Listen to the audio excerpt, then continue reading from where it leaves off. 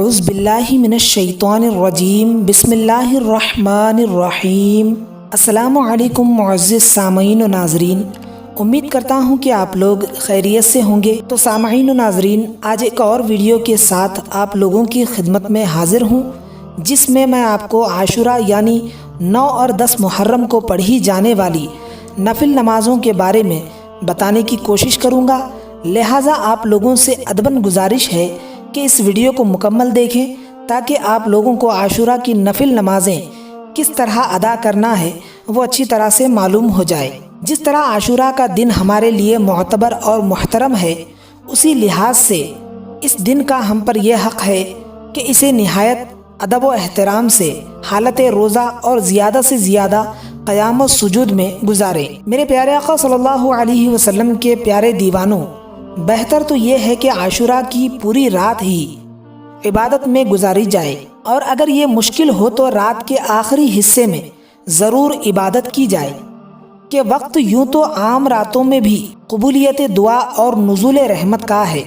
ساری رات ان مصائب و آلام کا تصور بھی رہنا چاہیے جو عاشورہ کی صبح امام عالی مقام حضرت سیدنا امام حسین رضی اللہ تعالی عنہ اور آپ کے رفقا کو پہنچے کہ یہ تصور، یہ خیال کرنا بھی حصول رحمت و برکت کا ذریعہ ہے۔ اب آئیے نفل نمازوں کو کس طرح ادا کرنا ہے سنتے چلیں۔ سب سے پہلے تو 9 محرم کی مغرب کی نماز کے بعد یعنی عاشورہ کی رات کے بارے میں آتا ہے کہ عاشورہ کی رات کے متعلق بہت ساری نمازیں آئی ہیں۔ جو شخص اس رات میں 4 رکعت نماز اس طرح پڑھے کہ ہر رکعت میں سورہ فاتحہ کے بعد 50 مرتبہ سورہ اخلاص پڑھے تو مولا کریم اس کے 50 برس گزشتہ اور 50 برس آئندہ کے گناہ بخش دیتا ہے، اور اس کے لیے ملا اعلیٰ میں 1000 محل تیار کرتا ہے۔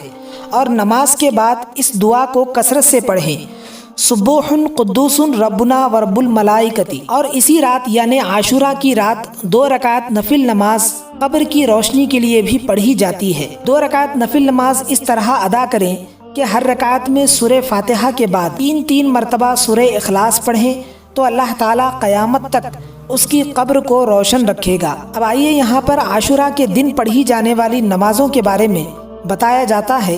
حضرت ابو ہریرہ رضی اللہ تعالی عنہ سے مروی ہے کہ عاشورہ کے دن 4 رکعتیں 2 سلاموں کے ساتھ اس طرح پڑھیں کہ ہر رکعت میں سورہ فاتحہ کے بعد سورہ زلزال، سورہ کافرون، سورہ اخلاص 1 دفعہ پڑھے، اور نماز کے بعد 70 مرتبہ درود شریف پڑھے، پھر اللہ رب العزت سے دعا کرے، انشاءاللہ تعالی ہر جائز حاجت پوری ہوگی اور ہر دعا قبول ہوگی۔ اور اس دن کا روزہ بھی رکھیں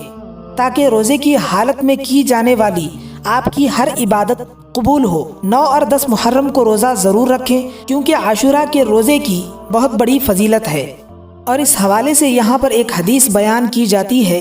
کہ حضرت ابو ہریرہ رضی اللہ تعالی عنہ سے روایت ہے کہ اللہ کے پیارے رسول صلی اللہ علیہ وسلم نے ارشاد فرمایا کہ بنی اسرائیل پر سال میں ایک دن جو کہ یوم عاشورہ یعنی 10 محرم الحرام کا روزہ فرض ہوا تھا، لہٰذا تم بھی اس دن کا روزہ رکھا کرو اور اس روز اپنے اہل و عیال پر وسعت اور فراخی کیا کرو۔ اور جس نے اپنے مال میں سے اس عاشورے کے روز اپنے اہل و عیال پر ہاتھ کھلا کیا یعنی دل کھول کر خرچ کیا تو اللہ تعالیٰ سارا سال اسے وسعت عطا فرمائے گا،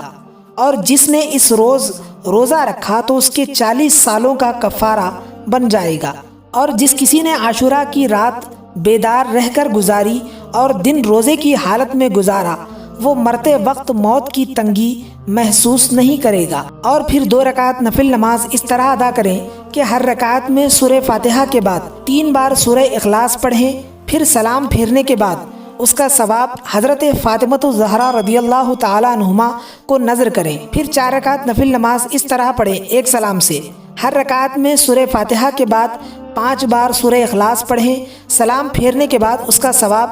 شہدائے کربلا رضی اللہ تعالی عنہم کو نذر کریں۔ پھر 2 رکعت نفل نماز اس طرح ادا کریں کہ ہر رکعت میں سورہ فاتحہ کے بعد 3 بار سورہ اخلاص پڑھیں، پھر سلام پھیرنے کے بعد جن کے والدین گزر گئے ہیں وہ ان کی ارواح کو بخشیں، اور جن کے والدین تا حیات ہیں وہ ان کی عمر درازی کے لیے دعا کریں۔ امید کرتا ہوں کہ آپ کو ہماری یہ ویڈیو اچھی لگی ہوگی۔ اگر اچھی لگے تو اپنے دوستوں، احباب اور رشتہ داروں کے ساتھ ضرور شیئر کریں، اور اگر آپ لوگوں نے ابھی تک ہمارے چینل کو سبسکرائب نہیں کیا ہے تو فوراً سبسکرائب کر لیں اور ساتھ میں بیل آئیکن پر بھی لازمی کلک کریں تاکہ ہماری آنے والی ہر نئی ویڈیو آپ کو سب سے پہلے مل جائے۔ ملتے ہیں پھر کسی بہترین سے ویڈیو کے ساتھ، تب تک کے لیے خدا حافظ۔